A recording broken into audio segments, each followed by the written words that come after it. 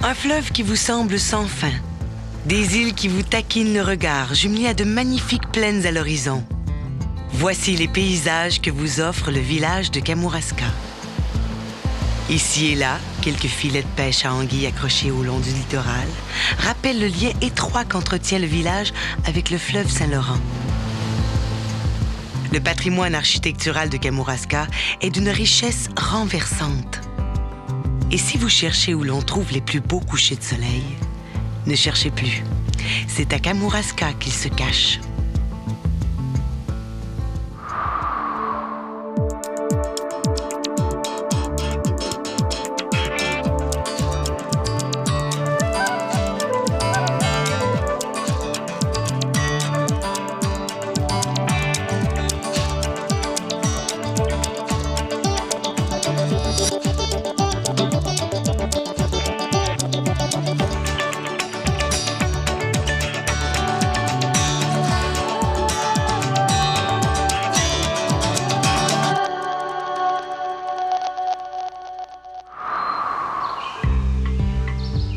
Je m'appelle Simon Michaud. On est agriculteur ici depuis, 1905. Je vais être la 5e génération à reprendre la ferme familiale.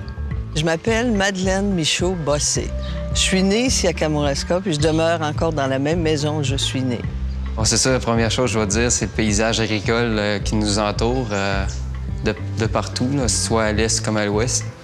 On a aussi une vue impressionnante sur le fleuve.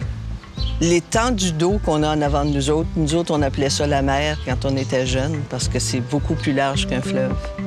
Mon nom est Denise Pelletier. Je possède la boulangerie Niemann à Kamouraska.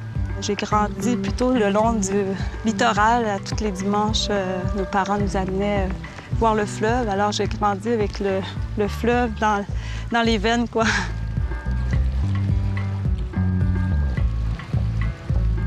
Je m'appelle Jacques Genet, originaire de Québec, mais vivant à Kamouraska maintenant depuis 1997.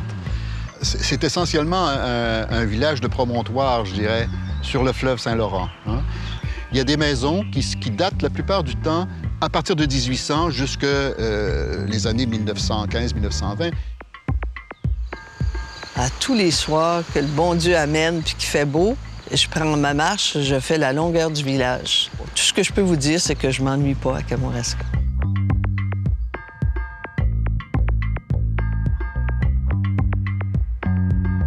À partir de la ville de Québec, il faut compter plus d'1h30 pour atteindre Kamouraska. La vue de la région de Chaudière-Appalaches est gratifiée de longues battures, des montagnes et des vallées agricoles. Le village de Kamouraska, qui compte 700 âmes, s'étale sereinement le long du fleuve Saint-Laurent. Dans la langue algonquine, Kamouraska signifie « là où il y a des gens au bord de l'eau ».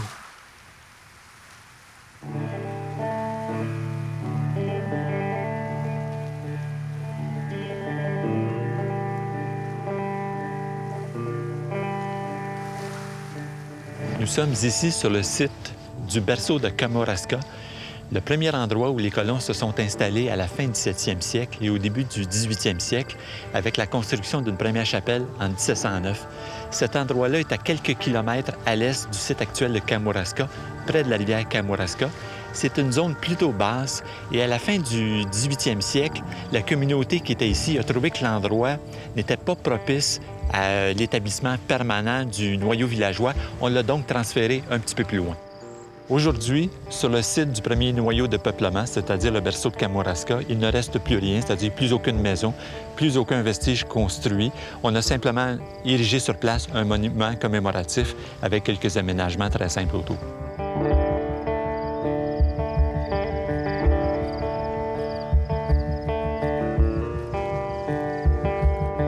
Nous sommes sur le site actuel de Kamouraska, site qui a vu le jour en 1791 après son déménagement du premier site, le berceau de Kamouraska.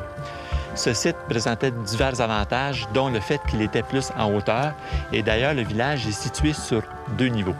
À l'étage supérieur, On retrouve de part et d'autre de la rue Morel, qui est l'axe principal, une concentration de maisons villageoises plutôt bourgeoises, ainsi que les bâtiments institutionnels, c'est-à-dire l'église principalement, le presbytère et le palais de justice. Palais de justice parce qu'au milieu du 19e siècle, Kamouraska est devenu le chef-lieu du comté ici.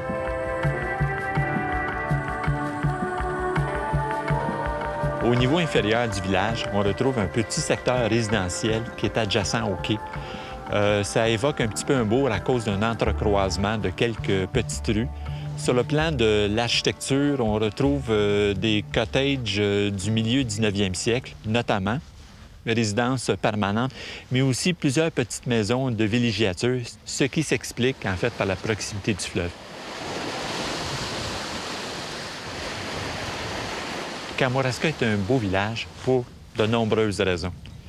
La qualité du site de façon générale, l'environnement qui existe tout autour, le mariage entre le paysage agraire et le paysage maritime, la densité des constructions du 19e siècle qu'on retrouve dans le village, la qualité aussi de conservation de son ensemble, qualité aussi des nouvelles intégrations. En fait, plusieurs qualités qui en font, parmi les beaux villages du Québec, l'un des plus beaux.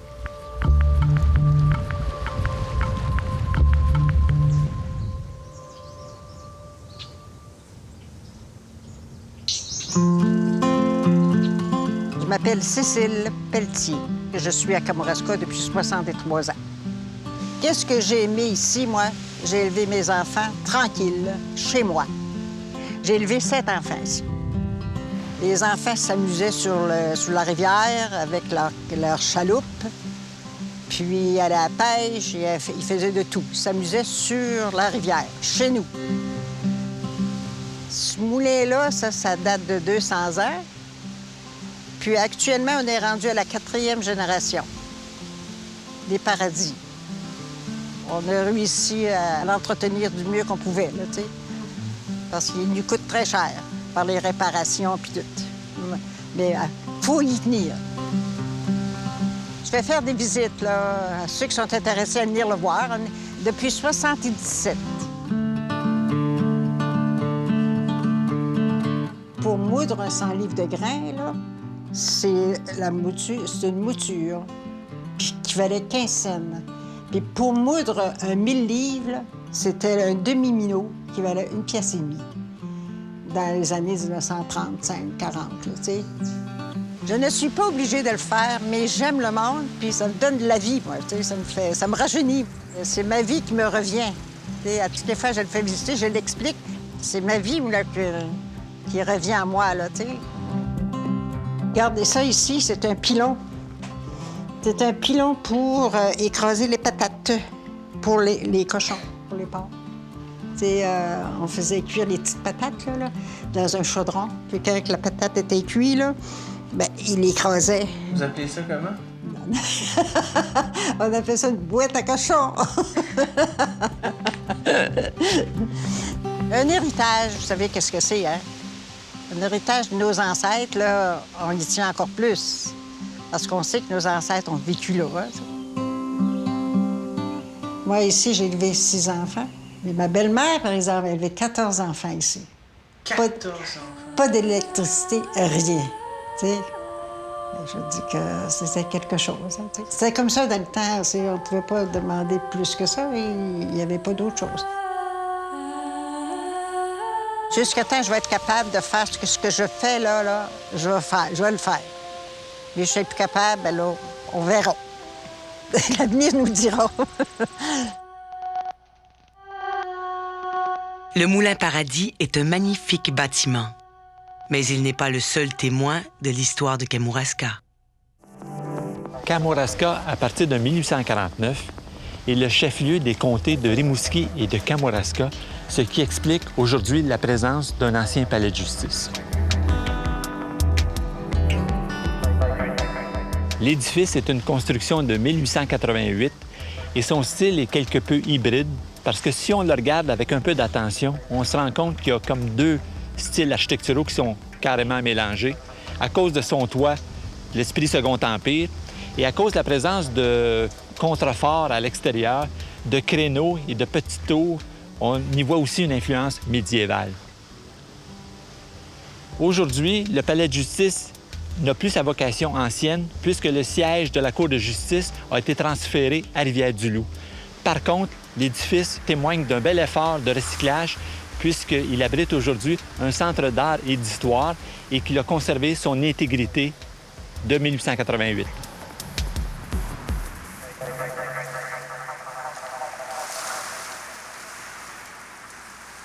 Bonjour, bienvenue à l'ancien palais de justice de Kamouraska. Mais je vous invite tout de suite à l'intérieur pour venir voir quelques merveilles de notre histoire. Suivez-moi.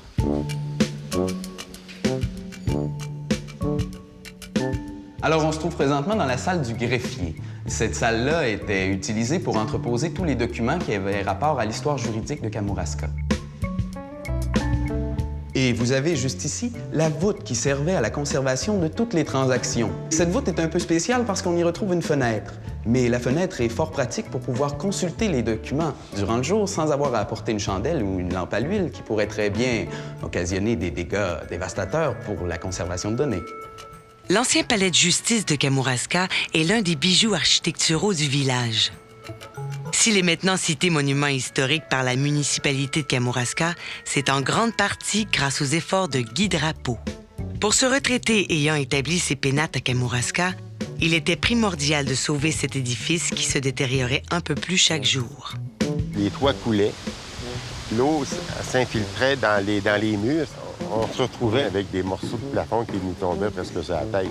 Même s'il est fait en briques et puis qu'il y a une structure qui va durer jusqu'à la fin des temps, il reste que l'intérieur s'en allait. Guy Drapeau s'est joint à d'autres citoyens afin de fonder la corporation de l'ancien palais de justice et ainsi amasser auprès du gouvernement et de la municipalité les 400 000 $ nécessaires aux travaux de restauration. Si cela est un effort de conservation remarquable de la part de la communauté, les attentions individuelles sont plus que perceptibles à Kamouraska. Moi, j'habite dans une maison qui a 200 ans. On a réparé la galerie, puis mon fils, qui est ébéniste, a refait les 240 barreaux de la même manière qui avait été fait anciennement. Puis quand on répare nos fenêtres, on garde nos vieilles fenêtres et on fait faire des fenêtres exactement comme celles qu'il y avait avant. Ce qui est caractéristique maintenant, c'est le plaisir qu'ont les gens de Kamouraska d'enjoliver leur maison, de les respecter, de les transformer, de leur redonner le caractère qu'ils avaient. C'est plus de troubles, ça coûte plus cher, mais c'est plus beau. Puis ça garde le cachet de la maison. Ça a toujours été une passion, un peu, l'architecture, les choses anciennes qu'on peut remettre en état. Il fallait voir, cependant, qu'on ne pouvait pas faire ça du jour au lendemain. Donc, pendant 20 ans, ça a été un chantier. Il faut vraiment préserver le patrimoine bâti de Kamouraska. C'est ce qu'il y a de plus précieux, je crois, à mes yeux. Et puis, c'est sûr qu'il faut s'occuper de son image. C'est à tous les jours à refaire un village. C'est jamais fini.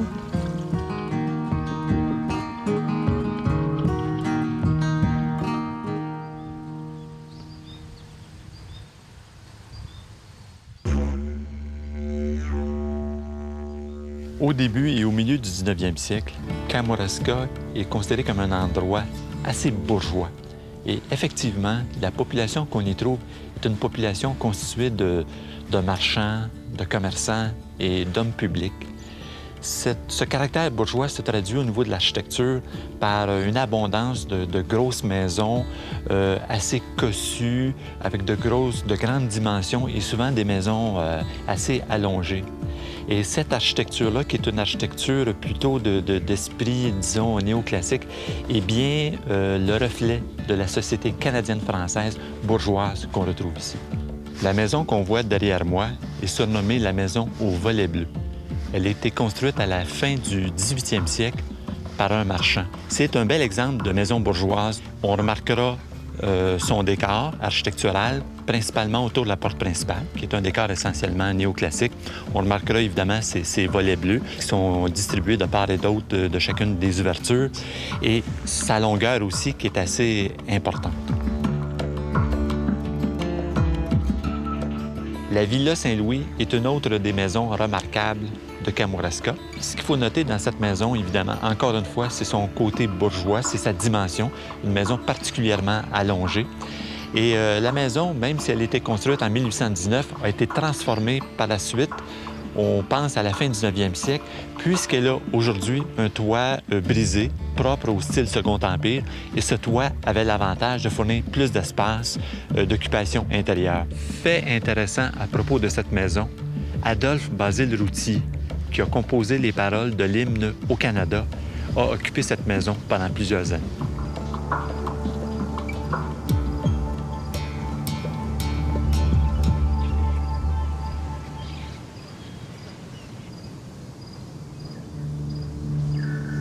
Je m'appelle Bruno Ouellet. Je suis pêcheur et transformateur. En ce moment, je pêche l'anguille. La saison débute mi-septembre jusqu'à la fin d'octobre. Ici, la pêche, là, c'est ancestral. OK? Ça existe depuis début 1900. J'ai commencé à pêcher avec notre oncle à l'âge de 10 ans. Dans le temps, c'était pas une pêche comme ça, là. C'était une pêche à l'anguille, mais pas en filet, c'était en broche. Puis il fallait attacher la broche, mais on était tout jeune, il fallait s'étirer au bout des orteils, passer la broche. Puis c'est de même ça a débuté, là. Puis on a modernisé ça un peu, là, aujourd'hui, là. Les filets, on parle des années, fin des années 70. C'était filets suspendus, comme qu'on voit derrière. L'anguille, elle vient du large. Autrement dit, c'est de l'anguille en migration. Quand on parle de migration, elle s'en va frayer aux Antilles, dans les mers de Sargasse. Mais elle vient d'en haut, en eau douce. Quand elle arrive vers Kamouraska, là, on tombe en eau salée. Mais l'anguille, il faut qu'elle s'adapte à l'eau salée. Autrement dit, elle ralentit. Le filet sert à guider l'anguille vers les cages plus loin. C'est comme un entonnoir, OK? Quand elle rentre dans la cage, elle ne peut plus ressortir, parce que ça tourne en rond. Puis après ça, nous autres, on y va à marée basse. On va récolter l'anguille. Puis aussi, il n'y a pas juste récolter d'anguille, il y a de l'entretien. Il faut réparer des fois les filets qui sont brisés. Il faut nettoyer les filets. Après une journée de vent, il y a beaucoup d'algues qui arrivent. Il faut tout enlever ça. Sans ça, ça empêche l'anguille de rentrer dans les cages. Et la pêche, je ne sais pas, vous savez, c'est comme un coup de dé, hein?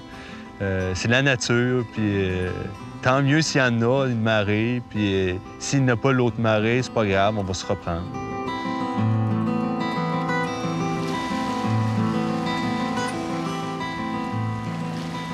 C'est sûr que la pêche anguille, ça fait partie de moi, là.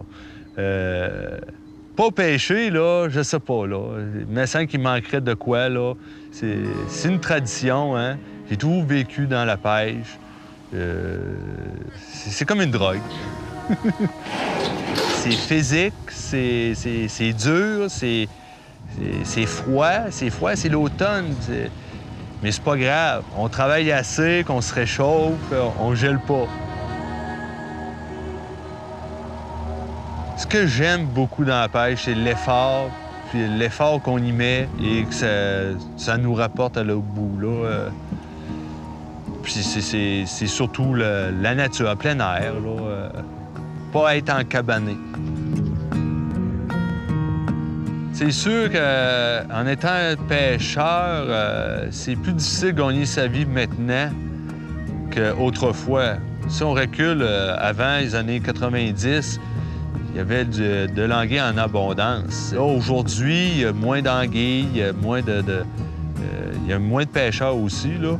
Mais pour survivre, il faut que tu fasses un autre métier. Moi, j'ai choisi depuis 2000, les années 2000, être transformateur. Tu sais, transformer nos produits de la pêche, soit fumés ou marinés. C'est sûr, si j'aurais pas l'odeur des champs, le fleuve, l'air salin, ça serait difficile. Quand tu as vécu dans ça, c'est bien, mais quand tu tombes en ville, tu sens la pollution, ouf, c'est dur.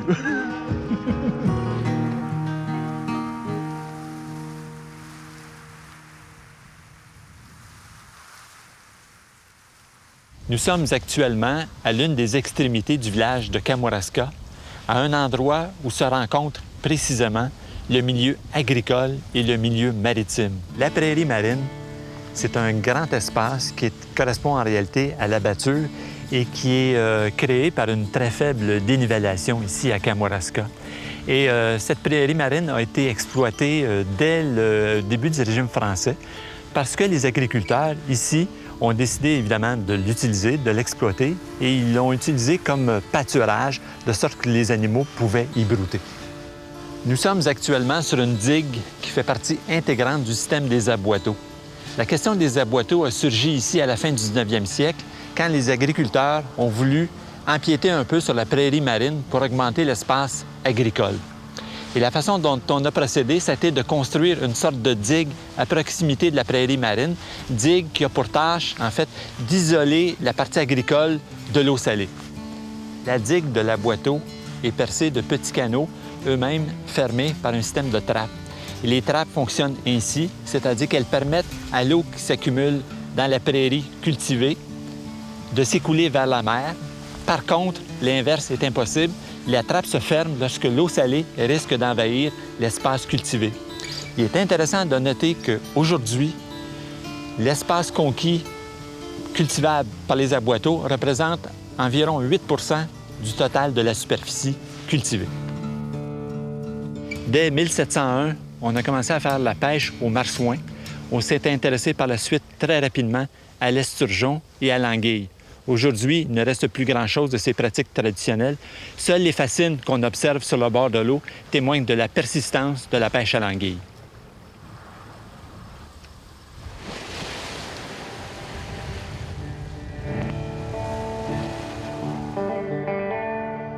Les gens sont sympathiques et recevants. C'est facile de communiquer avec tout le monde. Il y a des complicités qui se font, des comités qui se forment. On essaie d'embellir. Ça fait une vie qui est vraiment, je dirais pas palpitante, mais c'est une vie qui est intéressante. Il y a beaucoup d'activités. Il y a une bibliothèque, il y a autour de la vie paroissiale beaucoup de gens qui sont engagés. Moi, je dirais que c'est des gens qui, en général, sont disposés à vivre collectivement leur aventure humaine. Je peux vous dire que, d'après moi, il n'y a pas vraiment de rivalité de clan. Ça, je ne sens pas ça. Il y a quand même une certaine retenue quant à la mise en œuvre là, de grands projets où tout le monde s'embarquerait. Est-ce que ça va devenir commercial? Est-ce que ça va devenir... on va garder l'authenticité? C'est ça qui me fait peur. Ça prend beaucoup de solidarité peut-être dans l'avenir, là, parce que ça s'en vient de plus en plus populaire, Kamouraska. C'est vrai qu'on voit souvent les mêmes personnes dans les comités qu'il y a ici à Kamouraska, mais les gens s'embarquent facilement, puis chacun veut faire sa part. Oh, je pense que le souhait que je peux faire spontanément, c'est qu'il y ait plus de jeunes familles à Kamouraska. C'est que le village ne perde pas sa capacité d'attirer des gens et de se renouveler. Parce que dans 15 ans, compte tenu de la moyenne d'âge des gens qui vivent ici en permanence, on peut croire qu'il y aura peut-être une diminution de population. Alors, il faut qu'il y ait une relève. Ça, c'est le souhait le plus important qu'on peut faire au Kamouraska.